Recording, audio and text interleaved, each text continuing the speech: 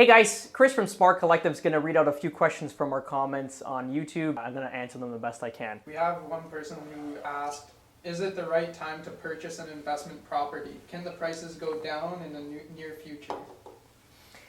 Yeah, so that's a tough question. Like ultimately, if you look at the history of real estate, I was actually, short story, I was visiting my almost 90-year-old uncle yesterday, and he was talking to me about real estate because, we got something to talk about these days. And he was saying when they bought their first property, it was, I think, $75,000. And now at that time he said I should have bought more. In 75, they had to pay an extra $5,000 over the next buyer, which is crazy. I never would have thought in 1970s there was that much activity and people were actually overpaying or paying more for properties, like into, let's say, a premature bidding war. So that was 1970 in Woodbridge Avenue. So in Woodbridge on Woodbridge Ave, one of the original streets in Woodbridge. So it's just taking that data from 1975 when he purchased the property, and and they were like, wow, we had to pay $5,000 more than the other buyer. The market's never going to increase any higher. Let's just sit tight. The market's going to crash. Fast forward, the house is probably worth maybe 1.2 to 1.3 in today's current market. So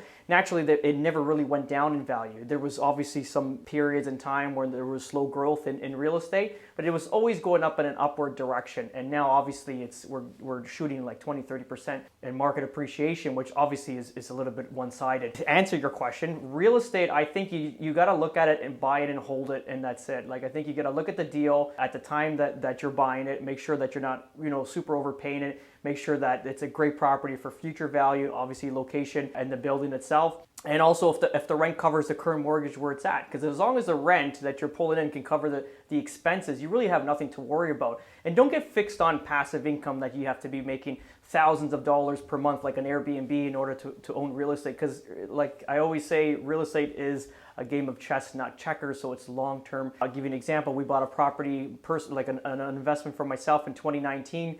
Literally, we paid $865 for it. Today's worth about $1.4 million. Passive income, it makes about $800 to $1,000 per month, but we never took the money out for anything. We kept it always in an account gathering, so it's not like we paid ourselves dividends.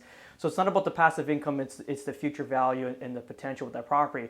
Now, that property, what I always say is real estate is always pregnant when you buy it. So between 3 and 5 years, you can refinance it, pull some money, equity out, and then use that money to, if you want to pay out a partner or you want to give yourself a dividend, or if you're really prudent and you want to build a future for yourself, you're going to put it towards more real estate. And that's the best thing to do. Another property that we bought during COVID, actually, it was May 2020, we purchased it. It basically sat there, no one kind of looking at it. We picked it up for $635.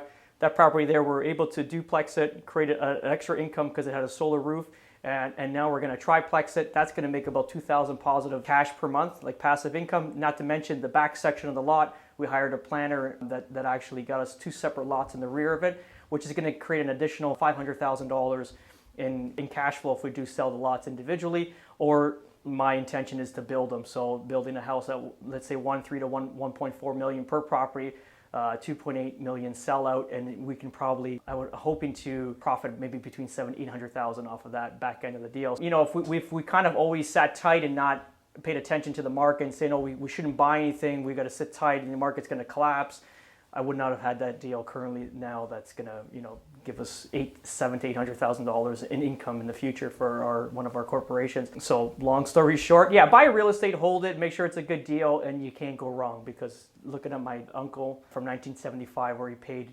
literally $75,000 for the property, now it's worth $1.3 million. It's good data. Thank you, Naz, for that question. I hope it answered. I know it was a little bit long-winded, but you can always directly contact me if you have any further questions. And that's it, guys. Have a good day. And if you like these videos, please like, share, and subscribe. See you guys. Catch you in the next one.